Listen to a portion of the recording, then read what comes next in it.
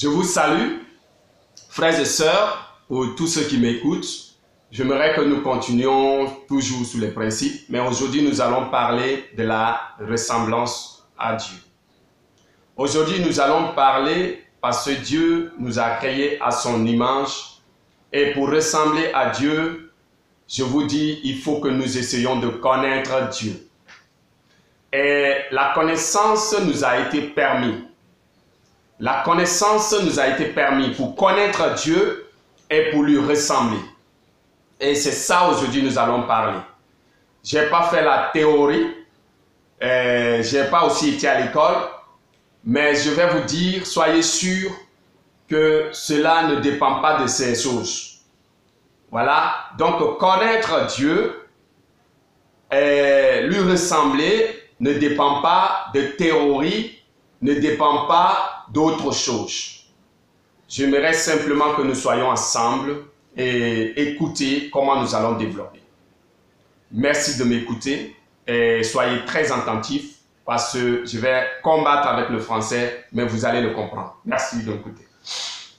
Bon, nous avons vu dans Jean chapitre 1, verset 1. Jean 1, 1 nous dit au commencement était la parole et la parole était avec Dieu et la parole était Dieu. En elle, tout a été créé. Et j'aimerais simplement que nous puissions comprendre. On revient maintenant dans Genèse 1, chapitre 1, verset 1. On regarde que le début, au commencement, l'Esprit de Dieu mouvait au-dessus des eaux. Et quand l'Esprit de Dieu mouvait au-dessus des eaux, après cela, Dieu se met à parler et après cela, Dieu se met à factionner, il se met à manifester. Et nous allons essayer de voir les trois principes que Dieu a fait et Dieu vient et il créa l'homme et Dieu souffra dans l'arine de l'homme pour que l'homme après l'homme devienne un être vivant. Maintenant, on va essayer de voir après cela, Dieu créa le jardin d'Éden et il metta l'homme là. Maintenant, on va essayer d'être terre à terre pour que ceux qui sont vraiment pas trop forts dans la compréhension puissent comprendre les choses. On va descendre un peu très bas pour éclairer certaines choses. Le jardin d'Éden représente le ciel sous la terre, la présence de Dieu sous terre. Le jardin d'Éden était la présence de Dieu. Les choses spirituelles descendues sous terre. Le ciel descendu sous terre. Ce qui veut dire que nous avons vu les trois principes et les trois étapes sont venues se faire chair. Et c'est venu descendu sous la terre. Maintenant, au jardin d'Éden, on va essayer de voir. Il y avait l'arbre de vie au milieu du jardin et l'arbre de la connaissance du bien et du mal. Maintenant, dans la présence de Dieu, nous avons ces deux choses. Je peux dire maintenant trois choses. La vie, la connaissance du bien et la connaissance du bien et du mal. Maintenant, aujourd'hui, nous allons essayer de voir la signification du bien. Signification, on va voir la signification de vie. Ok? La vie, qu'est-ce qui signifie la vie? La vie signifie la connaissance du bien et du mal. Ça va vous étonner, mais soyons ensemble. On va essayer de détailler bien parce qu'il faut qu'on éclaire très bien. La vie, parce que nous avons vu l'arbre de vie au milieu du jardin. Ok? Maintenant, la vie dépend de la connaissance du bien et du mal. Maintenant, si on regarde la vie, on parle d'un soi. Et quand on regarde d'un soi, on est en train de parler de la connaissance du bien et du mal. Et la connaissance du bien et du mal, quand on est en train de voir, c'est pour haïr le mal. Quand on regarde d'haïr le mal, on regarde la crainte de Dieu. Et quand on regarde la crainte de Dieu, on regarde une vie qui se passe. Ok? Parce que si on craint à Dieu, on vit. Ok? Donc, la connaissance du bien et du mal nous permettra à haïr le mal pour ressembler à Dieu. On parle de ressemblance à Dieu. Ok? Maintenant, il faut comme Dieu, pour lui ressembler, il faut la connaissance du bien et du mal pour pouvoir vivre. Parce que quand tu le ressembles, tu vis. Donc, vous allez dire que oui, l'arbre de la connaissance du bien et du mal, donc on a dit que ne le mange pas. Dieu nous a, voilà ce que je vais dire, que Dieu a mis cela pour faire un bon soi et pour vivre. Si on a bien compris. Donc, de fait de dire ne mange pas, c'est le terme de dire que le bien et le mal. Le bien et le mal. Donc, ce qui veut dire que si tu t'unis au mal, tu t'éloignes du bien. Parce que le bien et le mal ne sont pas unis. Ok? Le bien et le mal se sont opposés, ne sont pas unis. Lorsque tu t'unis, l'uni veut dire assurer. Ça veut dire la foi. Ça veut dire que l'assurance, ça veut dire la fidélité. Donc, quand tu restes fidèle à le mal, le bien s'éloigne de toi. Quand tu restes fidèle à le ténèbre, la lumière s'éloigne de toi. Quand tu restes fidèle à une maladie, alors la guérison s'éloigne de toi. Et aujourd'hui, nous allons parler de ça. Le mot Saint-Esprit vient du fait que nous avons la connaissance du bien et du mal. Et c'est là qu'on peut haïr le mal pour vivre à la présence de Dieu, aux nouvelles Jérusalem sous la terre. Maintenant, voilà, Ève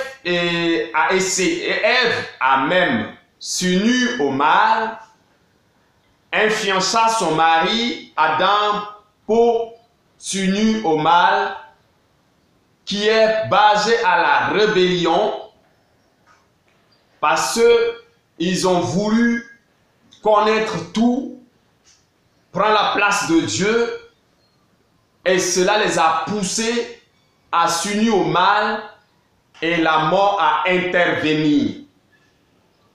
C'est ça la rébellion. Nous allons voir quel est le mal. Le mal, c'est de refuser la volonté, ton destinée. Le mal, c'est d'abandonner le destin de ta vie.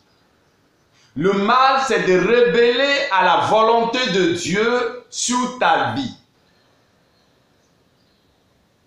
Dieu dit ne fais pas, et il dit il le fait et il mourra. Donc lorsqu'ils sont morts, ils se sont éloignés de la lumière. Lorsqu'ils sont quittés au jardin d'Éden, ils se sont rappelés qu'ils y avaient une vie, qu'ils l'ont perdue. Et ils se mettaient à faire des sacrifices pour avoir cette lumière, cette vie qu'ils avaient perdue.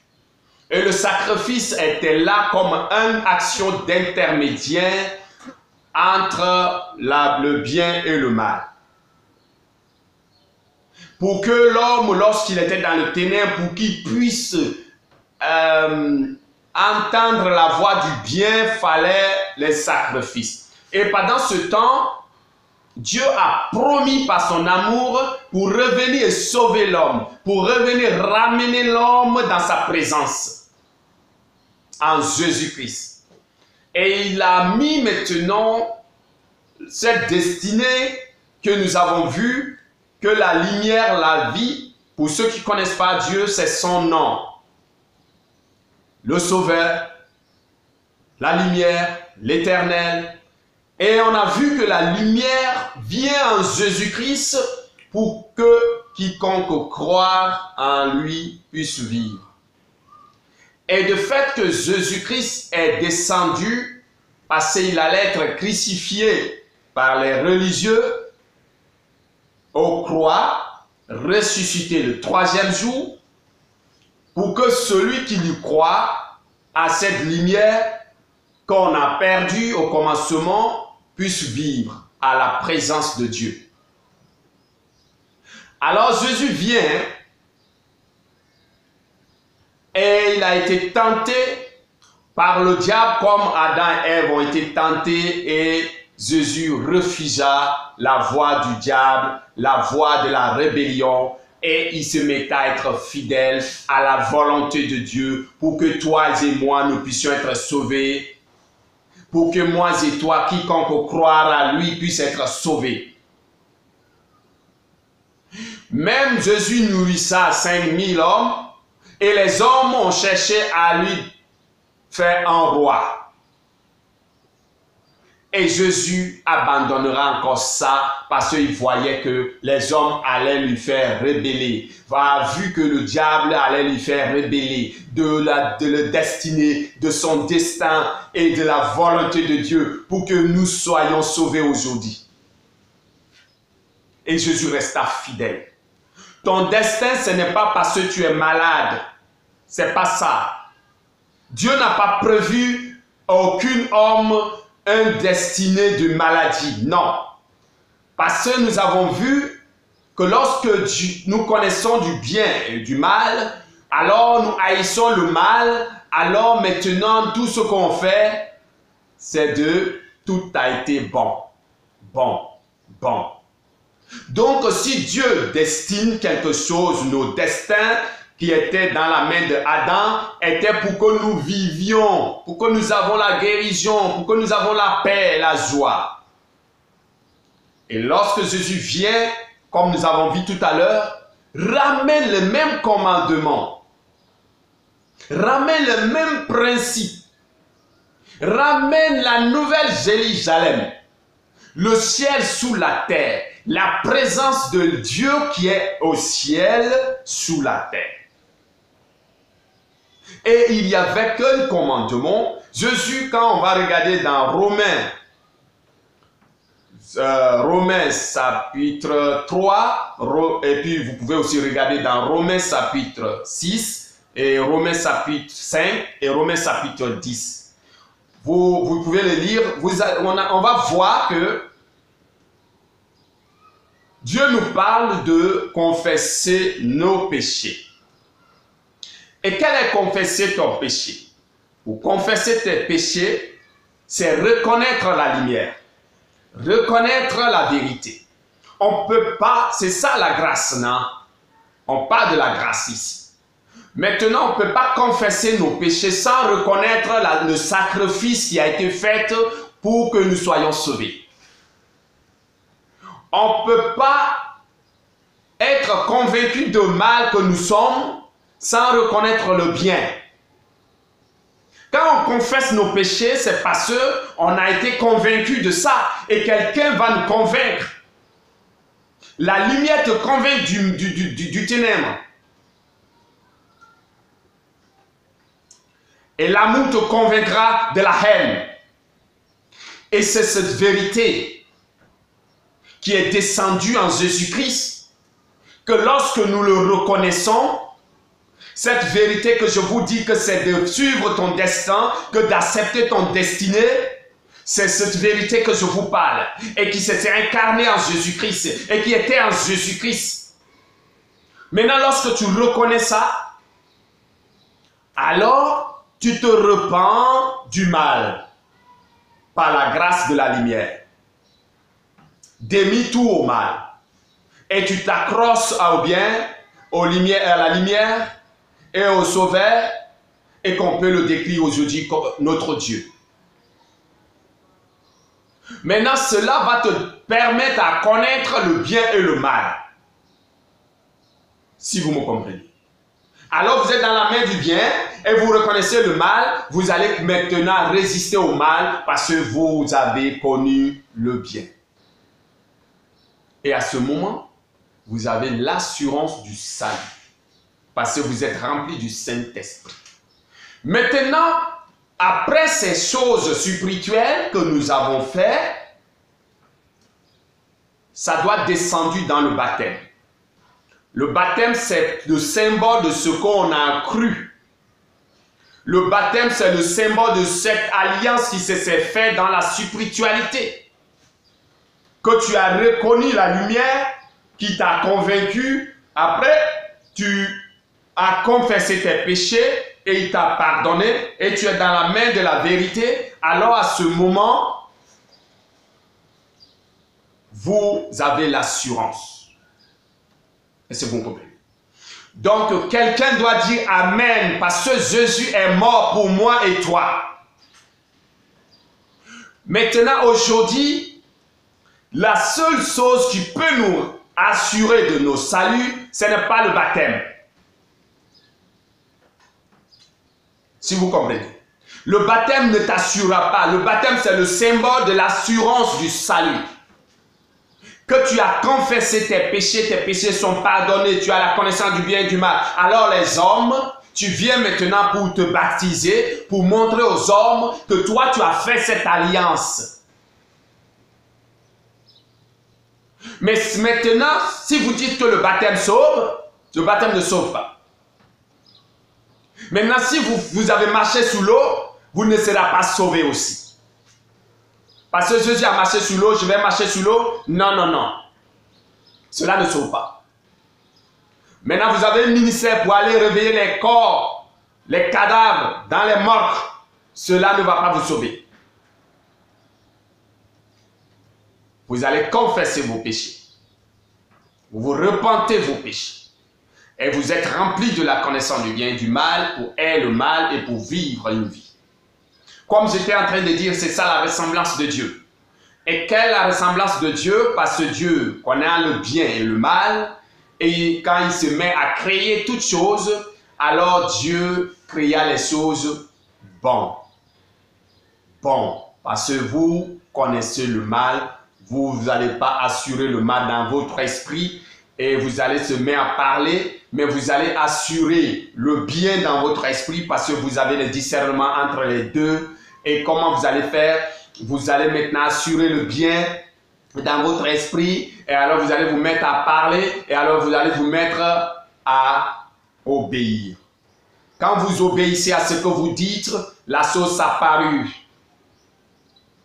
Quand vous avez reçu quelque chose de la spiritualité dans votre esprit, pour le faire descendre, tu déclares. Et quand tu déclares, tu restes fidèle. C'est la foi ça, la fidélité. Et c'est ça que je suis en train presque de vouloir vous dire. Et aujourd'hui, je vous remercie frères et sœurs, dans tous ces principes que nous venons de dire, il n'y a que l'assurance du salut. Elle vient du fait que tu as reconnu la vérité qui est en Jésus-Christ. Et quand tu reconnais cela, alors tu repenteras, tu laisseras le mal. Ton destin n'est pas de l'adultère. Ton destin n'est pas de mentir. Ton destin, ce n'est pas de voler. Le destin, elle vient du fait que nous acceptons le bien et le mal pour haïr le mal qui a été au jardin d'Éden pour que nous puissions le vivre. Dieu l'a mis, c'est ça le destin de chaque homme. Et si tu obéis à ce principe, alors tu es dans la nouvelle Jérusalem, tu es dans la présence de Dieu et alors tu vivras. Donc, j'aimerais vous dire que tous ceux qui ont compris, que le Seigneur vous bénisse, et tous ceux qui n'ont pas compris, que le Seigneur puisse se révéler à vous et que la paix et la grâce du Seigneur Jésus-Christ soient avec chacun d'entre nous. Bénissez l'Éternel par vos actes et je vous remercie, que le Seigneur soit avec vous. Merci pour tout. Amen.